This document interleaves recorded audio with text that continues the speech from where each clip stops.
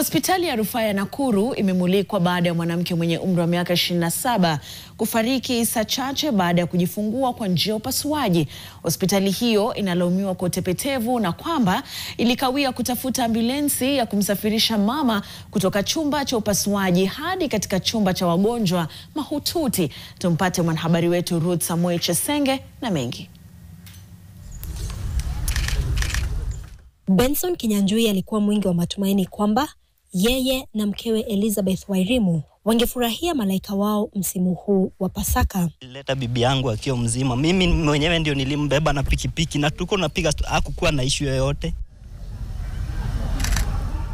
Baada ya kuwasili hospitalini, Wairimu alielezwa kuwa angefanyiwa upasuaji Alhamisi, ila upasuaji wenyewe ukasukumwa hadi Jumamosi.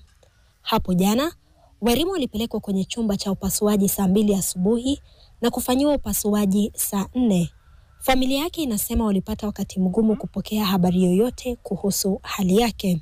Ndio daktari alinipigia akaniambia bibi alipata shida.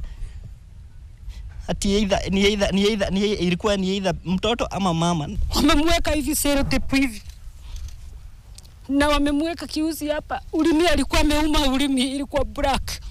Ilichukua zaidi ya saa 2 kwa ambulensi kuwasili hapa ili kumsafirisha Wairimu kuelekea chumba cha wagonjwa mahututi iliyoko mita 300 kutoka hapa. Kutoka saa 7:30 ambulance ilikuwa inafika hapa saa 9. Niuliza emergency mtu apumui.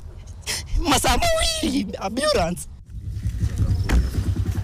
Taarifa kutoka waziri wa afya kaunti ya Nakuru Roslyn Mungai imetupilia mbali madai ya kuchelewa kupatikana kwa ambulensi, ikieleza kwamba Wairimu alipata shida ya kupumua baada ya upasuaji wake uliotamatika saa 5:30, ila kitanda kwenye kitengo cha wagonjwa mahututi kilipatikana saa 9 mchana. Ruth Samuel Chesenge, NTV.